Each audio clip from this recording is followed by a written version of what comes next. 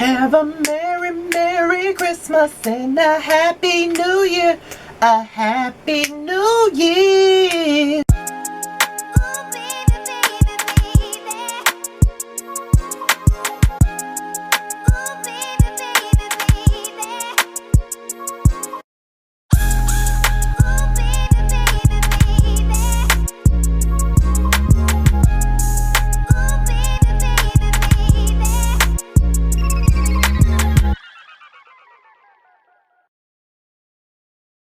What's going on, y'all? This be your boy Scotty by Nature TV. We're here for another review of the Come Up Miami Season 1. And I think this is episode 9. If I'm not mistaken, it's episode 9. Now, before we get into the review, I just want to let you guys know that next week, Gemini Films will be airing the Come Up Miami finale and the Come Up Miami reunion right behind each other.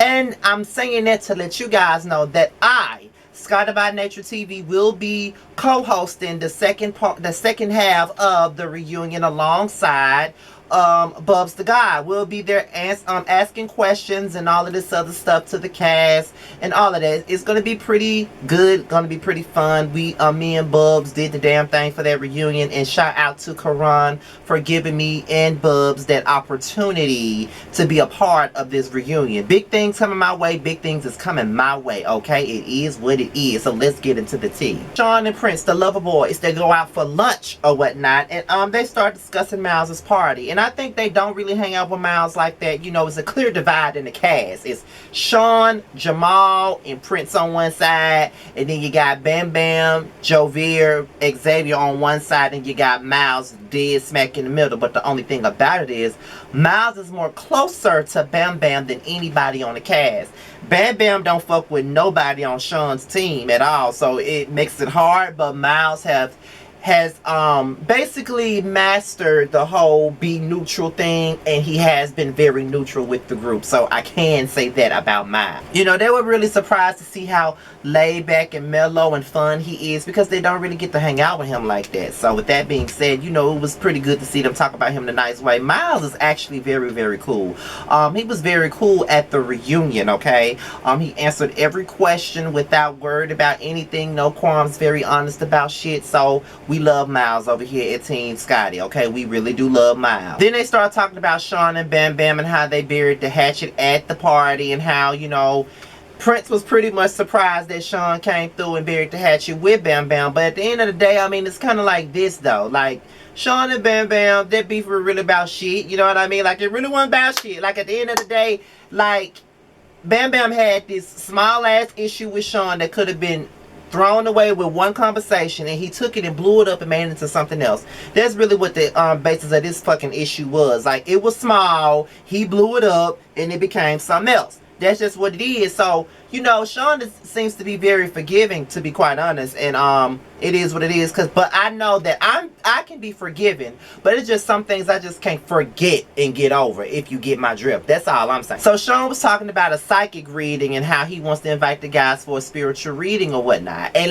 y'all already know, if y'all been watching my videos for a long time now, y'all know that since 2016 I've been going to see a psychic. You know what I mean? Not really a psychic, but a tarot card reader. But some people call it a psychic. Is what it is. I've been going to see one. I've even gotten spiritual advisement from one of my dear friends. If you never heard of her, she has a YouTube channel called Melanated Crowns. If you haven't heard of her, go check her out. That's one of my good friends on YouTube, Aaliyah. Shout out to her. But yeah, I've had one of those, and those things can really give you a lot of clarity on stuff that you may not thought that you could get clarity on. Like, I go to tarot readers for closure. I go to them for answers to questions. I go to them for a lot of things. So yeah, it is what it is. So they're always fun, but they're scary, and it will make you think. Trust me, I know. So Jamal and Xavier meet up for lunch, and you know, Jamal was saying how when he first saw Xavier on Instagram, he started liking all his pictures because Xavier was fine and he was cute, which he is, a handsome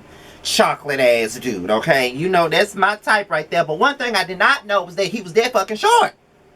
I don't really know how tall Jamal is. I'm like 5'11", so I don't know how tall Jamal is, but I'm pretty sure that I'm taller than Xavier, though. I know I am. They were talking about Miles' party and how much they like Miles. You know, everybody love Miles. If it ain't anything, everybody love Miles. You know what I'm saying? So they're going in, you know, into business conversation. Xavier wants to get with Jamal to plan, like, I think his wedding reception or whatever, because we already know that Xavier is getting married, you know what I'm saying? And he wants everything to go a specific way. I think he's heard of Jamal and his works, and Jamal seems to be the best person for it. When Jamal put that business hat on, he gets into business, and that is one person that we do know that shows his business all the time on this show. So shout out to Jamal and everything he got going on. I really fucks with Jamal. And I will be buying one of his shirts, one of his Lamar shirts. I really will be. I meant to tell him that when we was filming the reunion. So shout out to Jamal. I know he probably watching. Just know I will be ordering one of your shirts, okay? I will, alright? Because they fly. Some of his shirts is cute, okay? Like, I need to get into it.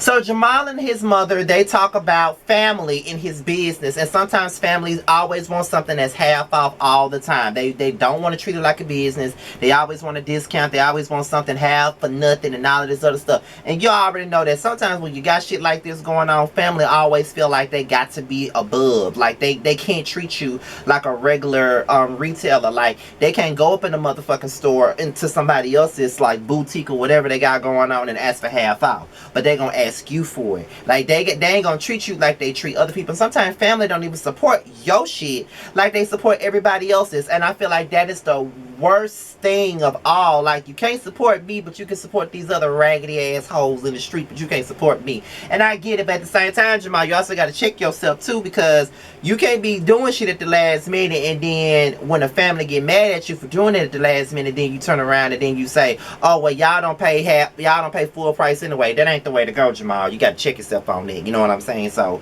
but you know, but I didn't agree with his mother at all. Like, I don't give a fuck if it's family or not. Family ain't finna be, you know, treat me like I'm supposed to do something for them. You ain't supposed to do shit for them. Period. You do it because you feel like it. Now, Prince gets red, and I know a lot of people were saying that the spiritual person was pretty condescending or whatever, but that's how most of them are. Like, they all are like that. Most of the ones that I know are like that. Now, my friend isn't necessarily like that, and the tarot reader that I go to in the hood where I'm from ain't like that, but a lot of them are like that, trust me. But there ain't really nothing I can say. You know, I just know that Prince was scared as shit when he got that spiritual reading. But one thing about it is they get a message in the DMs talking about Jovier and Xavier slept together. Now, they don't know where the DM came from. They don't know who sent it or none of that shit. But they do know that they get a DM saying that Jovier and Xavier had sex with each other when he came back to Miami. And one thing about it, if Jovier had sex with Xavier, I don't blame him, because I would have fucked him too. I would have threw his ass in a circle right along with him if I was Jovier. I'm just saying. However, it is what it is. But you know, Sean's whole thing was, you mean to tell me that him and Jovier done had sex and he finna go get married? That's some shit I would have said.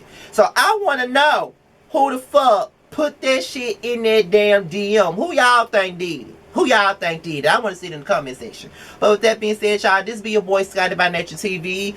Be sure to like, rate, comment, subscribe, and leave your comments below. Follow me on all social media. It will be at the bottom. And like I said, be on the lookout for myself and Bubs the Guy as we come on to the Come Up Miami reunion, which will be airing next week, I think. And we will be co-hosting the second part of the reunion, asking questions to the cast, and they will answer them all.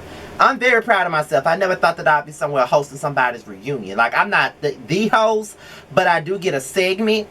Me and Bubs do get a segment together to host it ourselves, and Karan let us do our thing, so it is what it is. So once again, shout out to Karan and Gemini Films for thinking of me enough to have me on the reunion, to, you know, to be messy a little bit with the cast and do whatever I got to do. So shout out to everybody who welcomed me with open arms, okay? With that being said, you guys, I'm out of here to my next. I got one more video to do tonight, and then I'm done. I should not be working on Christmas, but I am doing it for y'all. With that being said, you guys, I'm out of here.